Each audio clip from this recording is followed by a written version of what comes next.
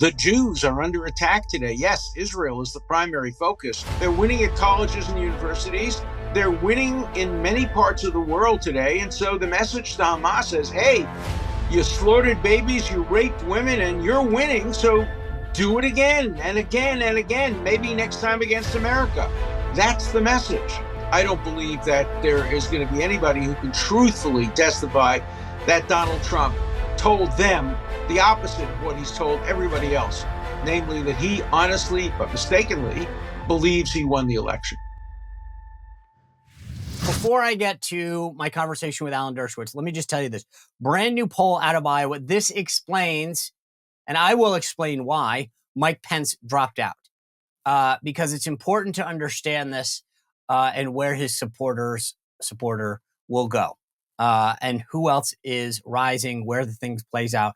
I've said it all before. If Trump wins Iowa and New Hampshire and can carry those first 4 early states, it's over.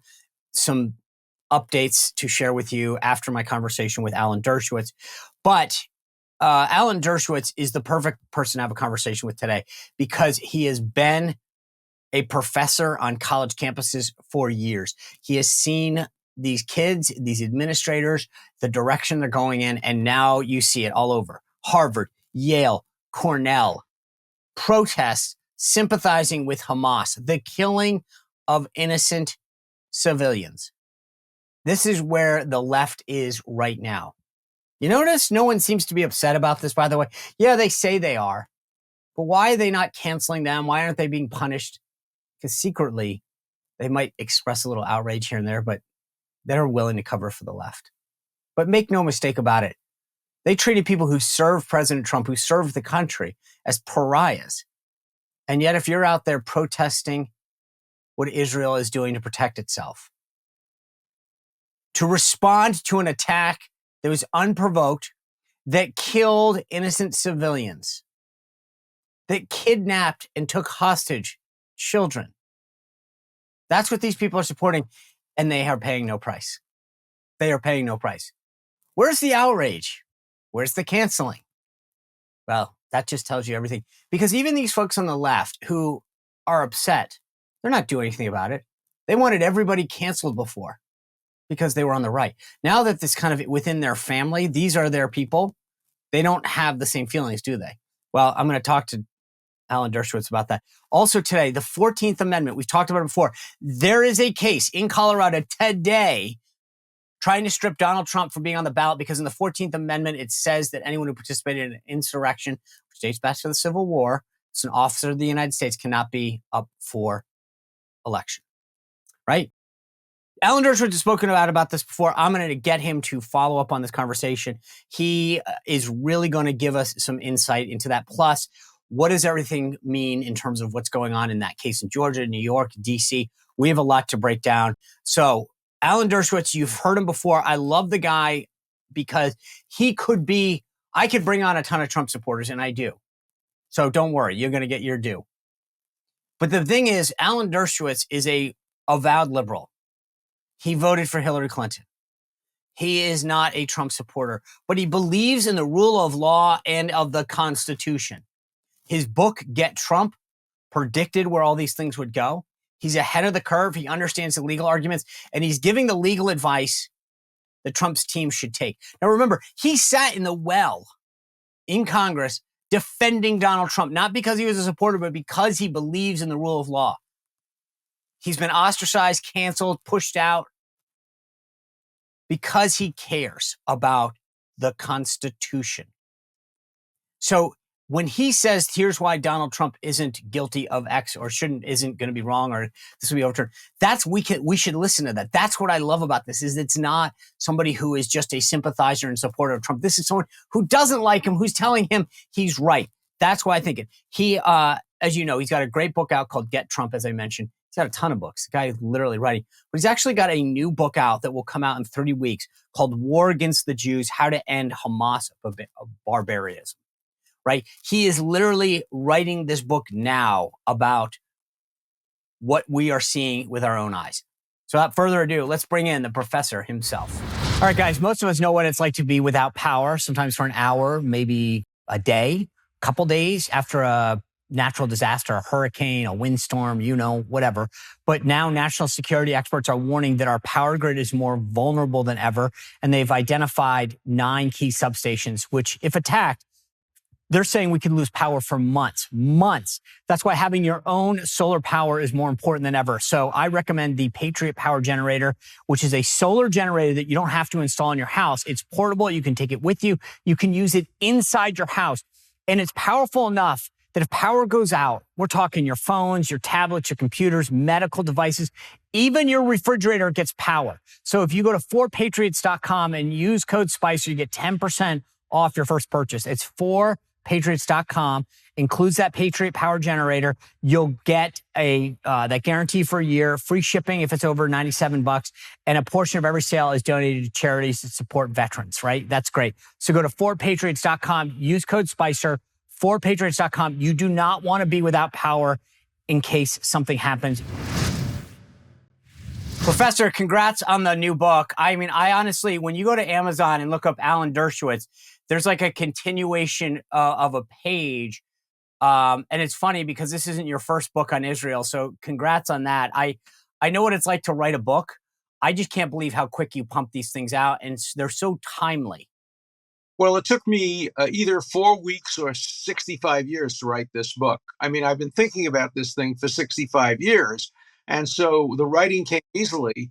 And the title is interesting. It wasn't the war against Israel. It's the war against the Jews, because that's what it's become. Look at what's going on in the world today, in airports, in parts of Russia, in universities. The Jews are under attack today. Yes, Israel is the primary focus, but this has manifested and revealed an extent of anti-Semitism that I have never thought I'd see after the Second World War. And the worst part of this is that the public reaction to these horrible events, the killing of 1,400 people, the public reaction really encourages Hamas to do it again, because they're winning. They're winning. Winning at the UN. They're winning at colleges and universities. They're winning in many parts of the world today. And so the message to Hamas is, hey, you slaughtered babies, you raped women, and you're winning. So do it again and again and again, maybe next time against America. That's the message.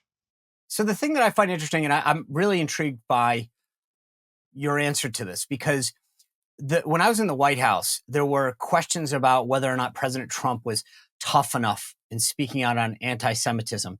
And we pointed to many things that showed that was clearly not the case, especially his support for Israel. But it's interesting to me, somebody like you does not hide your voting history or your personal positions on ideology, being a liberal. Are you shocked that it's the left, it's the folks on college campuses, it's these younger folks, it's the Rashida Tlaibs in Congress that you're fighting? I think if you had asked someone a year ago, they'd say, oh, the right wing is anti-Semitic. And yet this isn't coming from the right. This is all coming from the left in the United States. Well, I've been writing about that for more than 30 years. Since my book, Chutzpah and the Case for Israel, I've always said that the real problem is coming from not the center left, but the hard left, the Stalinist left. And these kids, let's not mince words, they are Stalinists. They don't believe in free speech. They don't believe in due process. They don't believe in tolerance. They would kill their enemies. They would imprison their enemies if they could.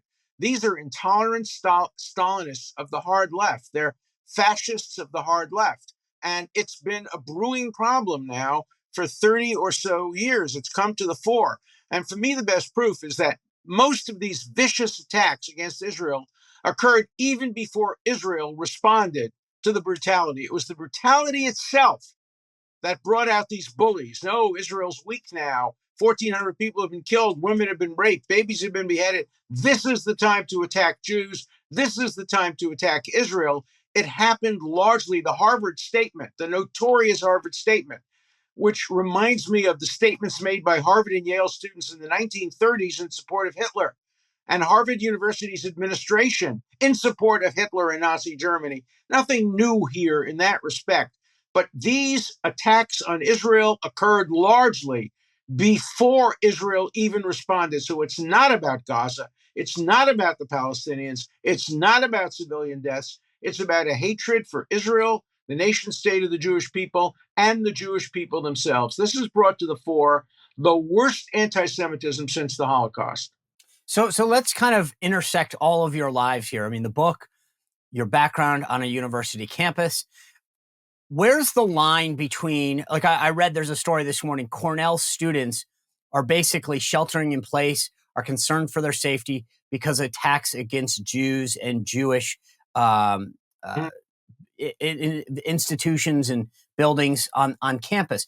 Where's the line between free speech on college campuses and what some of these kids are doing that are supporting Hamas and the Palestinians? Well, the line's already been drawn. That is, if you can't say something negative about African Americans or gays, if you can't allow the Ku Klux Klan or white racists to say things, then you can't allow anti-Jewish racists to say them. Whatever line the university has drawn about the Ku Klux Klan, the Nazi Party, anti-feminists, anti-gays, that's the line. You can't have a double standard. So the issue is what I call the circle of civility or the circle of freedom of speech. If you're outside the circle, it doesn't matter whether you're right or you're left. If the university says we're banning all hate speech, then it has to ban hate speech against Jews if it's going to ban hate speech against blacks. But you can't have a diversity, equity, whatever committee that only focuses on black people and not focuses on Jewish people. And so the ruling has to be identical. The universities have already created the standard. The point is apply it equally to Jews as to other minority groups. So you see a lot of big donors saying that they're going to pull their support of some of these big universities and colleges. I kind of look, to your point, I'm going, this was the threshold for you? Like, if you're a John Huntsman who is pulling back his family money from some of these, I'm saying this was the line for you. You didn't see the liberal DEI stuff that you're talking about, and suddenly now you're going, wow, these guys have lost it. I hate to say it, I'm not shocked after what I've seen by some of these college presidents and university leaders that suddenly this is what everyone's getting outraged. I'm glad they are, don't get me wrong, but I can't believe this was the line. I mean, these guys have been letting the tail wag the dog, if you will, in terms of the students running around telling the professors and the leadership of these universities what to do for a while. So the idea that it's shocking to some people now that this is the line they're drawing is, to me, the kind of the shocking part of the whole thing. No, I agree with you. I saw the line earlier. I stopped contributing to my three universities, City University of New York, which has become a horrible focal point of anti-Semitism, Yale Law School, where I went to, and Harvard, where I taught, and now Columbia. Faculty, 130 faculty members at Columbia signed a statement saying that these brutal rapes and beheadings were a military action, making it sound like it was a lawful military action. At Cornell, you mentioned there was a posting that they were going to follow Jewish students home and slit their throats. We're seeing Kristallnacht, the prelude to Kristallnacht. And, you know, Kristallnacht in 1938, people didn't anticipate that it would lead to the Holocaust. After what happened now, there is no excuse. Anybody who refused to condemn Hamas and is now condemning Israel belongs in the category of bigot, anti-Semite, and acceptable. It is Halloween week. And if you want to get yourself in the mood, maybe you're like, I want to watch Halloween or Nightmare on Elm Street on my Netflix account. But guess what? If you go to Netflix, you'll find out that you can't. What do you mean you can't? Well, you live in the United States. But, even me, who is not a technological guru by any stretch of the imagination, I went to my computer, I downloaded ExpressVPN. What does that allow me to do? It allows me, by using ExpressVPN, to tell the computer that I'm in another country. I can tell the computer, using ExpressVPN, that I'm in Canada or Australia or Germany or wherever I wanted to. Why does that matter? Well, Netflix has a separate catalog depending on what country you're in. So I can go tell it I'm somewhere else using ExpressVPN, and boom, I get access to Halloween or Nightmare on Elm Street. Let's say I want to watch Top Gun. I tell my computer that I'm in Germany. And I go to Netflix. I say, hey, I'm in Germany using ExpressVPN. Boom, I can watch Top Gun. Let's say that I want to watch all the Lord of the Ring movies. I want to watch Lord of the Rings 2. I tell the computer, hey, I'm in Australia using ExpressVPN. Boom, it's done. You can do the same thing. Think about how much money you can save, 50, $100 by using the same Netflix account you already have just by using ExpressVPN. If you go to expressvpn.com/Spicer, you get 3 months free. And it works on everything, not just Netflix. We're talking Disney Plus, BBC iPlayer. It's really cool how this works. So go download ExpressVPN. It works on your tablet, your phone, your TV, everything. Go to expressvpn.com/Spicer. You get 3 months free just to try it. Even I can do this, folks. Look, if you have criticized Hamas and then you say, well, but maybe Israel's overreacting. All right, I don't agree with that, but it's a fair point to make. But if you didn't, the worst is Harvard. Harvard, 33 law students, 33 groups of students. They praised basically Hamas for killing all these people before Israel killed a single civilian. Right. Now, that to me is blatant anti-Semitism, and you have to call it out. Now, I'm on a campaign, which is getting me a lot of controversy. I want everybody named. I don't want anonymity. I want a student who signed these petitions, every faculty member. I want every law firm to ask themselves, do you really want your clients to be represented by people who support the raping of women, the beheading of children? I don't want to be represented by such people, and I don't think any decent people do. So I urge law firms, look at these names, call them if you've offered them a job, ask them, do you agree with what Hamas did? And then make your decision. So let me ask you this on a personal level. You and I think I tell my audience this all the time. You've made it very clear where you stand politically, but you are a firm believer in the Constitution and the rule of law. And I love that, because I could have a million Trump supporters on this show to talk about why he did whatever.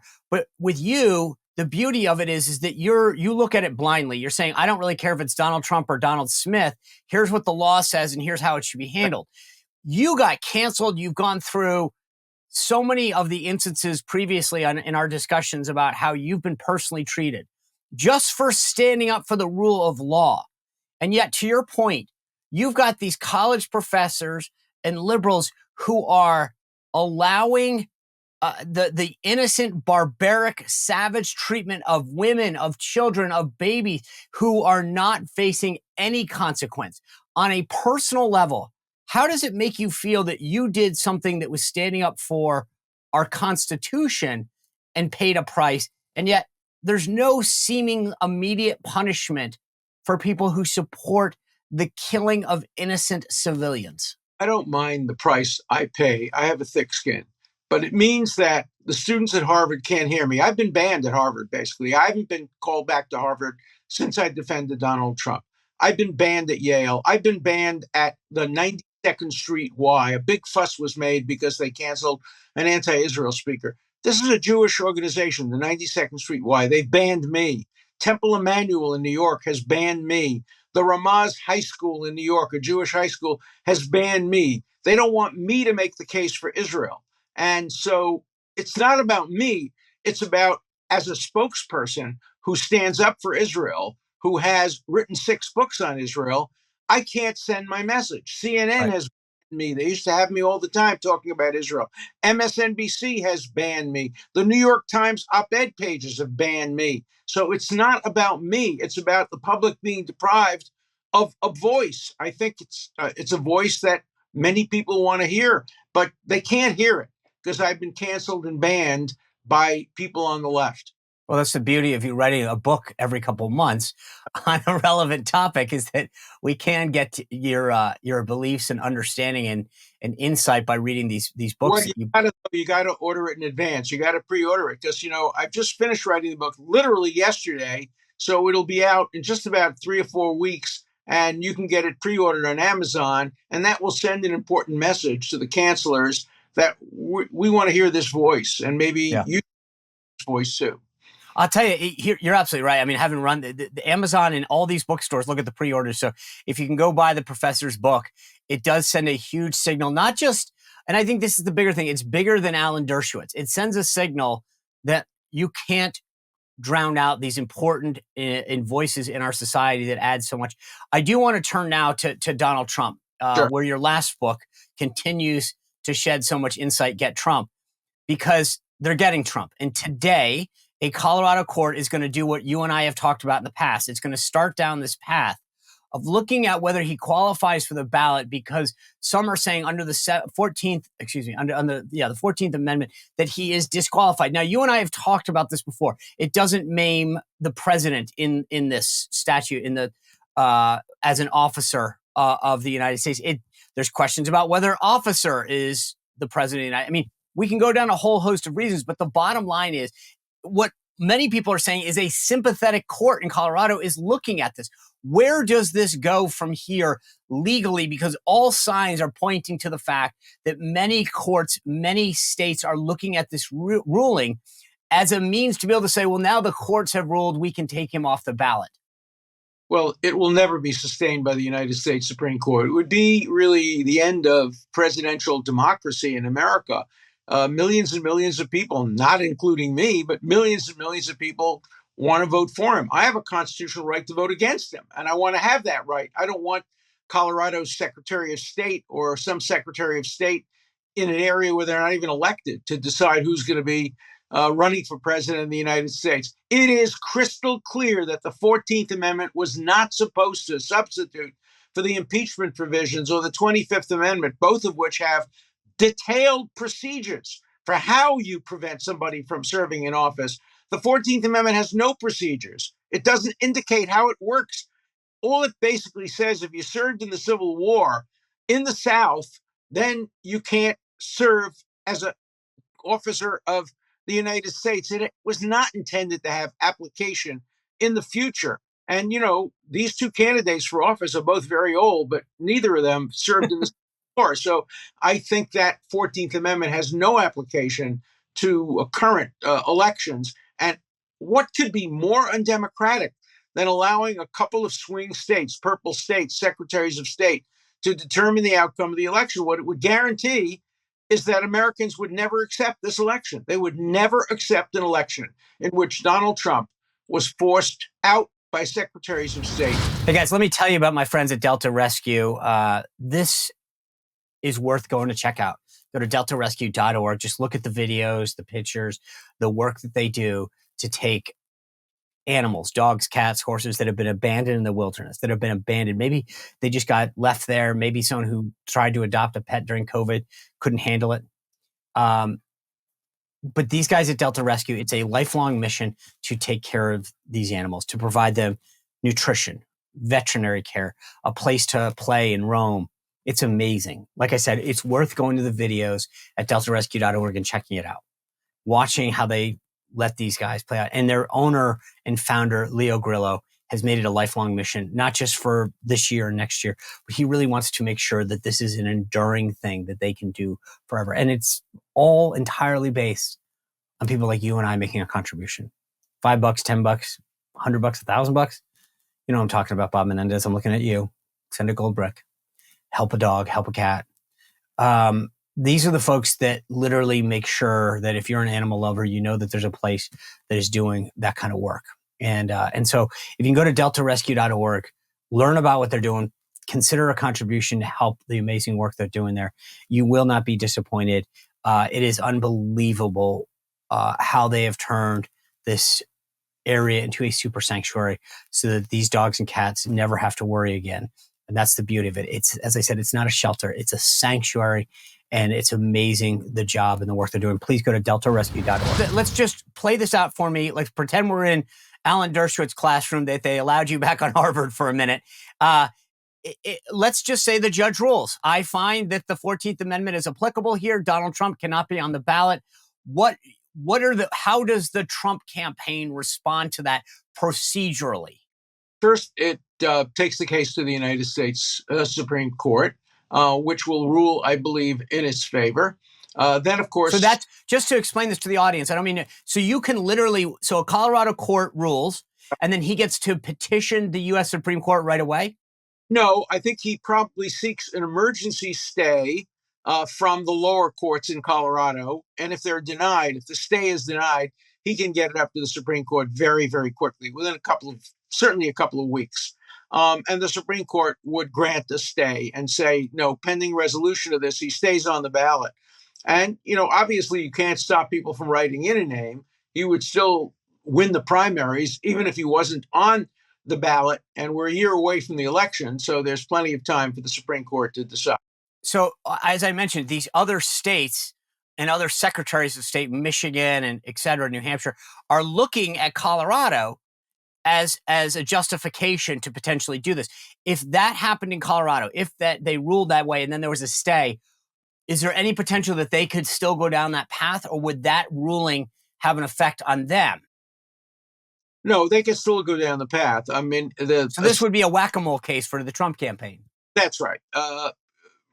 The courts in Colorado don't bind other states. Even the Circuit Court of Appeals only binds the circuit. It would have to be decided by the Supreme Court. But I think the Supreme Court would decide to grant the stay and to allow the name to appear on the ballot pending an ultimate resolution by the court. And I'm confident that the Supreme Court, although it's ruled against Trump on many, many, many cases, would not rule that the 14th Amendment allows the Secretary of State, without any procedural safeguards, to simply take his person's name off the ballot if he has so many votes.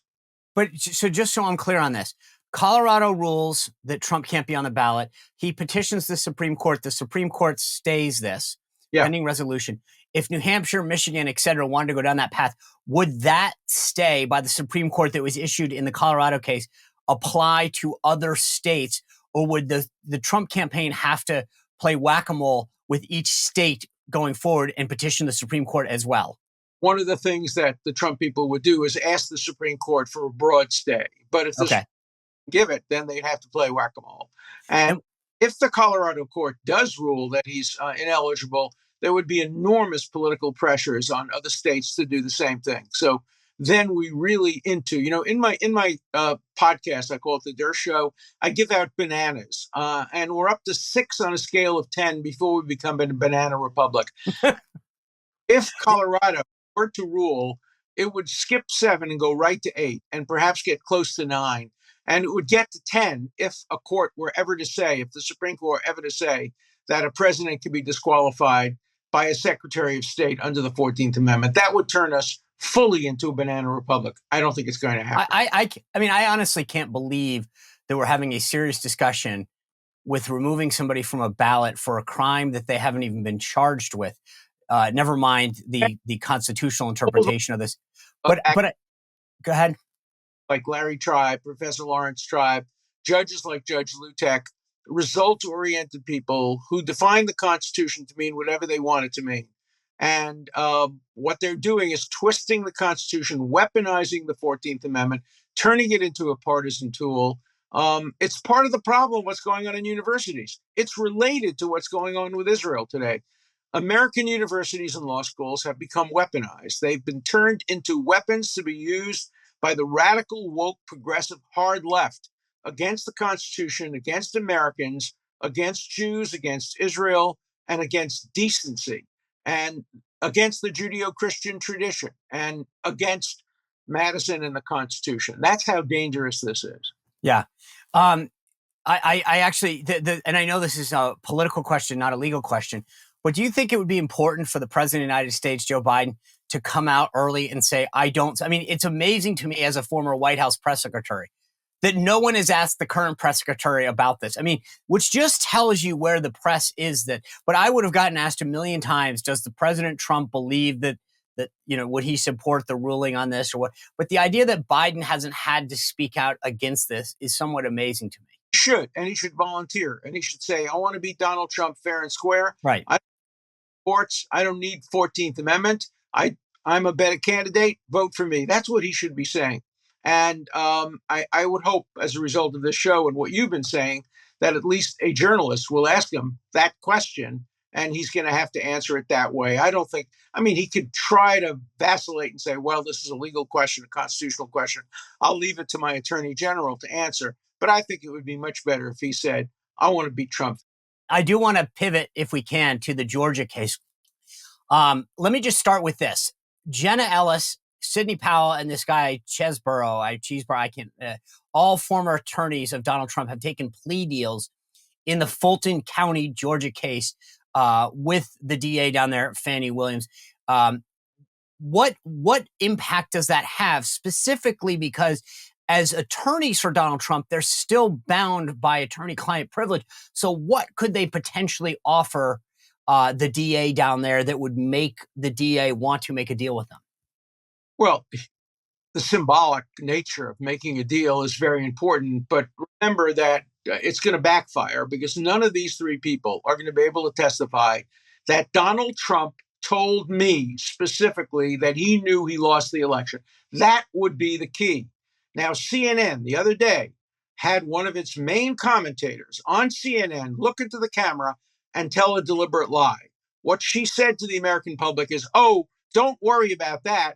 Donald Trump told other people who testified that he knew that the election was lost. That is a lie. I've challenged CNN. Name the person. I've followed this case very carefully. There is no evidence that Donald Trump ever told anybody that he knew that the election was lost legitimately. He doesn't believe that. He's wrong, but he doesn't believe that. And CNN has totally distorted the evidence against him by having one of its commentators just lie and say, oh, there are other witnesses. There is no witness that I'm aware of, and I follow this case very carefully, who will testify. Donald Trump told me, looked me in the eye, and said, I know I lost this election fair and square. I'm now going to lie and deceive and do everything. No, Donald Trump mistakenly thinks he won the election. And these witnesses are not going to be able to undercut them. All they're going to be able to say is, I told Donald Trump he lost the election. But then next question, what did Trump say? Well, Trump disagreed and he thought he won the election.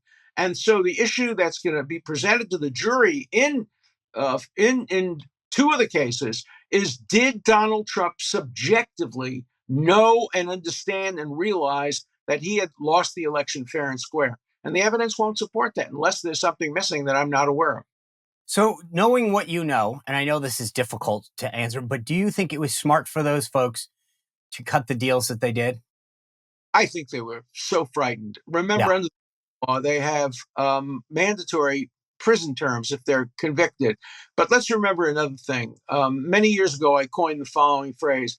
I said that flip witnesses not only sing, they often compose, often make up or exaggerate because they want to say what the prosecution wants to hear. Otherwise, they won't get the deal. And so good defense attorneys have a way of dealing with flip witnesses who've made deals. I mean, they'll turn in their mother if they have to make a deal. I tell my all the time, if you're indicted along with somebody else, assume they're going to flip.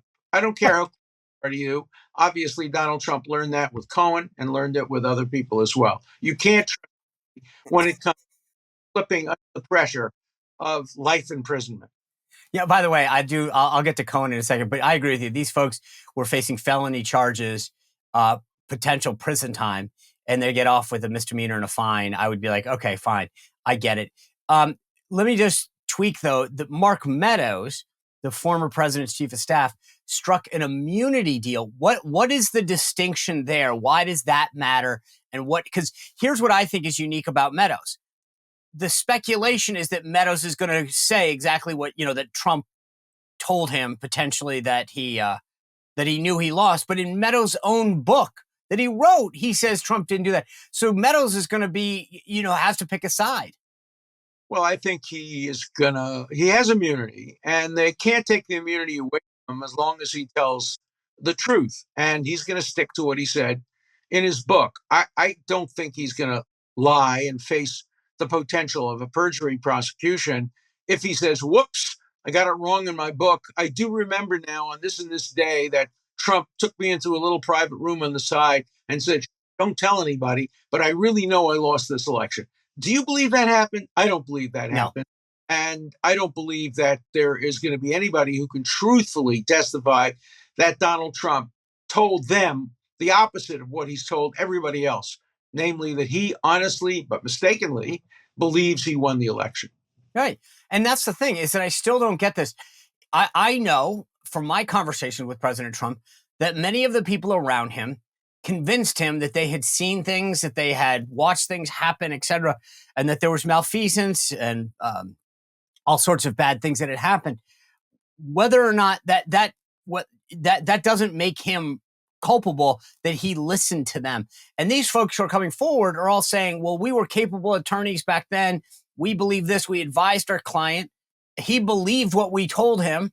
And now we're going to plead guilty. I think that to go after somebody, I mean, I know that from my stake, I've, the last 5 years had business attorneys when I went to deal with the Mueller situation. And I would look at them and say, okay, how does the process play? What do I say? I believe them the same way that when I go in and a doctor tells me, hey, this is the issue. Here's the diagnosis. My view is that's why you're the doctor and I'm not. So you can't blame Trump for taking the advice of his counsel. One of the biggest victims here is going to be the lawyer-client privilege. People are not going to trust their lawyers anymore. People are going to say, oh my God, if you tell your lawyer something and there's enough pressure, your lawyer will be compelled to disclose the deepest, darkest secrets. And that's not what the Sixth Amendment provides. That's not what the American legal system provides. What you tell your lawyer should be sacrosanct and should be disclosed. Now, there is an exception if you did it as part of a crime, but that begs the question. If he actually believed that he was the winner in the election, even though he was wrong, that would not satisfy the intent requirement under recent Supreme Court decisions. Yeah. Let's go north to New York, to that case up there for a second. Last week, Donald Trump was in court as Michael Cohen testified. I was asked about this on a couple interviews. And people said, why do you think he was there? And I said, well, I assume it's because he wanted to stare him down. I don't get, if you're Donald Trump, you're running for president of the United States, you got 4 cases pending. Why do you go to New York just to stand there and listen to Michael Cohen? Was there any legal strategy that you can see? No, and it backfired because he ended up with a $10,000 fine, which will be reversed on appeal. Again, the courts will not tolerate these kind of overbroad gag orders, particularly the one in New York. This is not even a jury trial. So Trump calls the judge a name. He calls the prosecutor a name. Hey, grow a pair.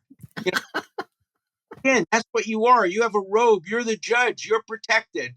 You don't need a gag order. You don't need to violate my First Amendment rights. Because remember, it's not only his First Amendment right to speak. It's my First Amendment right to hear what he has to say. And you're depriving me and the American public of the right to hear what Donald Trump has to say, to ignore it if you want to, or to take it seriously if you want to.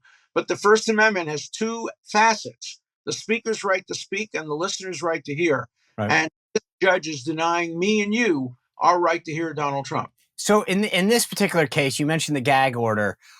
What court, who reverses it? How quick and where and when and how? Well, already the judge in Washington refused to grant the stay. She said the order will stay in effect. We'll see what happens in New York. The New York case is far, far more egregious, the stay, because there's no jury trial. So I think that will be reversed rather quickly. But as by you know, say with whack-a-mole, it takes time to go from court to court to court.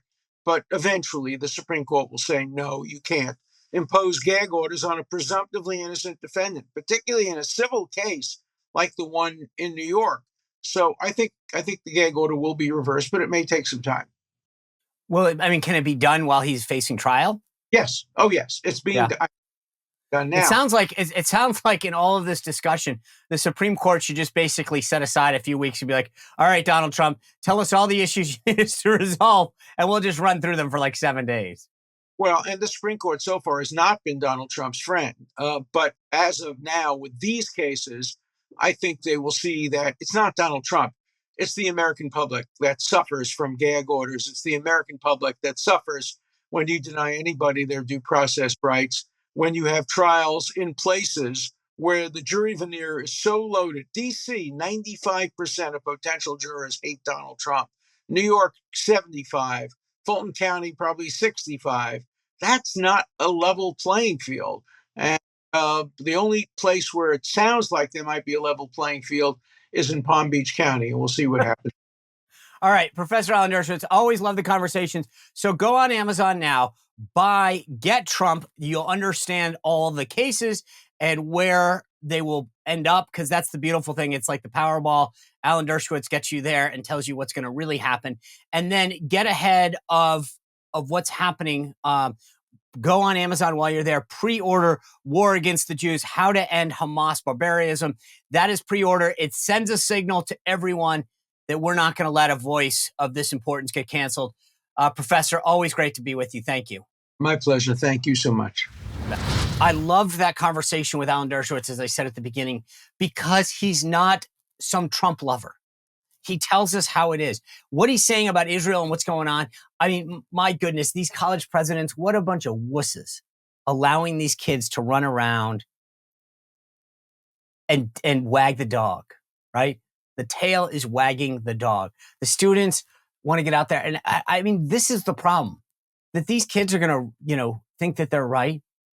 No one's calling them out for defending the brutal killing of innocent people. Unbelievably sad. And the media is playing this so careful because they got to be careful. And now the Biden administration, you watch how they do this. They're trying to balance because they realize he's in big trouble. In states like Michigan, you think Rashida Tlaib is just randomly out there spewing stuff? She knows that her constituents largely support this. Joe Biden knows that he's alienating a huge constituency in Michigan. So now they're doing what they have to do. They're saying that they're trying to, talk about Israel shouldn't overstep and kill civilians. I want to, the other big Trump news is Iowa. It's what's happening in the state there. We saw over the weekend, Mike Pence, he's out. He dropped out of the race. Now, the big question is why? Well, he's out because he ran out of money.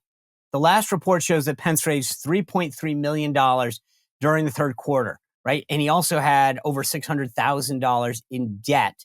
He ended September with just $1.2 million cash on hand. That is a problem for him. By comparison, DeSantis had brought in $15 million. And so you can see Pence was having a money problem. Okay, well, why is he having a money problem?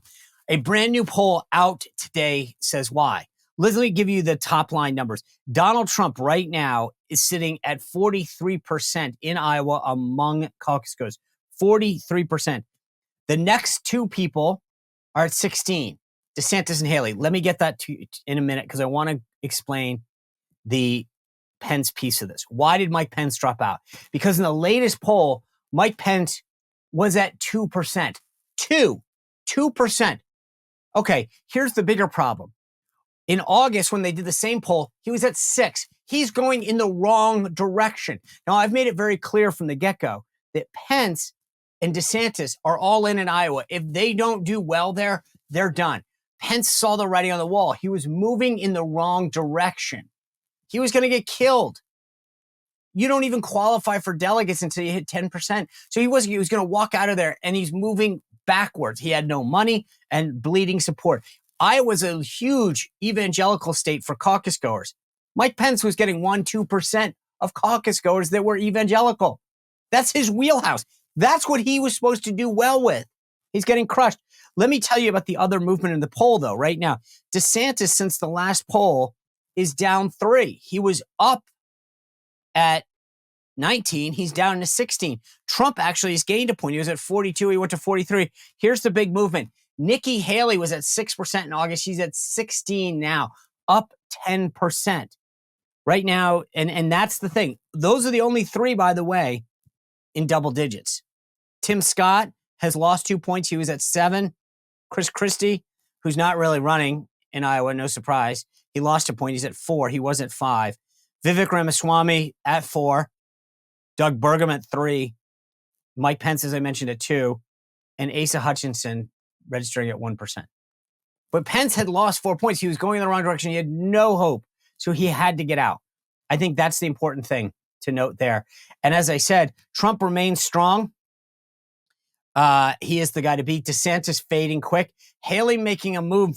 And I think that's going to be the person to watch. You notice the attack ads from DeSantis are now mostly focused on Haley. They know this. If they want this to be a one-on-one race against Trump, They got to make sure that they blunt any movement by her. Anyway, we're going to continue to break this down all week. Mike Pence is out. What does that mean for the debate, etc.? Anyway, thank you for kicking off your week with us. A lot to break down. I hope you enjoyed that conversation with Dersh. Later this week, Morgan Ortagus is going to talk to us about what's going on in Israel. Dinesh D'Souza is going to be here. This is going to be a big week. Andrew Klavan, it's going to be awesome. I appreciate you watching and sharing. Thank you for everything that you're doing. I look forward to seeing you right back here tomorrow on The Sean Spicer Show. Well, if you enjoyed this content, make sure to like this video, subscribe, and click the notification bell to get more.